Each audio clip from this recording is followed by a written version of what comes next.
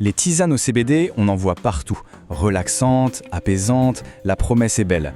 Mais est-ce que ça marche vraiment? Ou est-ce que c'est juste un effet de mode? On va décortiquer ensemble ce que la science en dit vraiment, en se basant sur des études très sérieuses. Et attention, ce n'est pas si simple qu'on le croit. Alors voilà la grande question, est-ce que les bienfaits qu'on peut ressentir sont un véritable effet physiologique, ou est-ce que c'est simplement dans la tête un effet placebo? Pour y répondre, il faut d'abord comprendre comment le corps assimile le CBD quand on le boit. Pour bien comprendre, il faut comparer. Boire du CBD ou l'inhaler, ce n'est pas du tout la même chose. En inhalation, ça va direct dans le sang, c'est rapide. Mais quand on le boit, eh bien ça change complètement la donne. Le CBD doit traverser tout le système digestif. Forcément, l'action est plus lente et surtout, l'absorption est bien plus faible. C'est là que le premier vrai obstacle apparaît. On arrive donc au cœur du sujet, le fameux problème de l'absorption. Parce que boire du CBD, ce n'est pas aussi simple que ça en a l'air. Et la raison derrière ça, elle est purement chimique. Le cœur du problème, il tient en un seul mot, un peu barbare, hydrophobe. Ça veut dire que la molécule de CBD, par nature, déteste l'eau. Elle la repousse.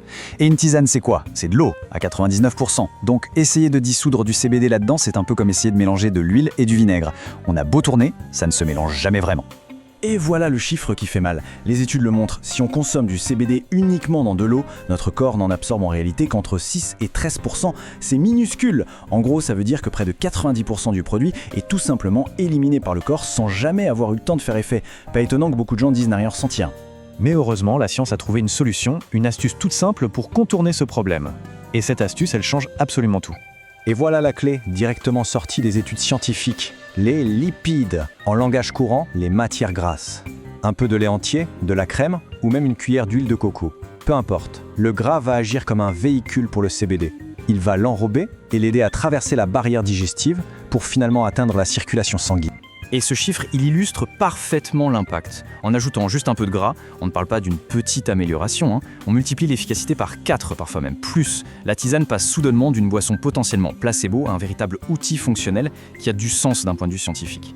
D'accord, donc maintenant on sait comment faire pour que ça marche. Mais ça marche pourquoi exactement?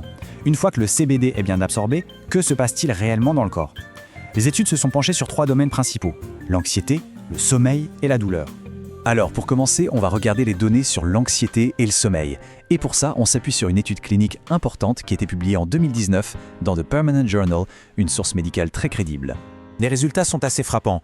L'étude a montré que près de 80% des patients, 79% pour être précis, ont ressenti une diminution claire de leur niveau d'anxiété, et ce, dès le premier mois où ils ont consommé du CBD par voie orale.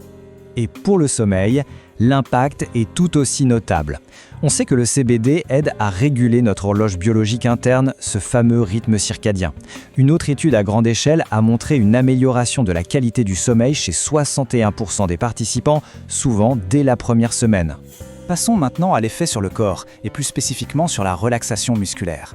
Là, on a des données toutes fraîches, publiées tout récemment en 2024 dans le Journal of Clinical Medicine.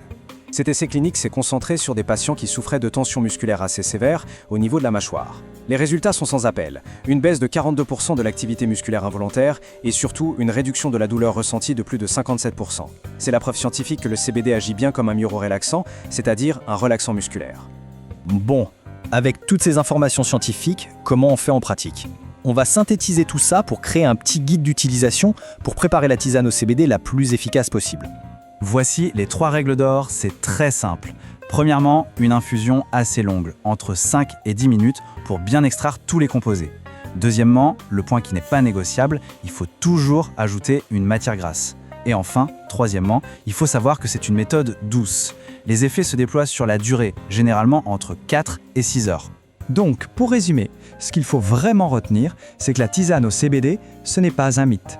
C'est une méthode qui est validée par la science pour aider à la relaxation et au sommeil.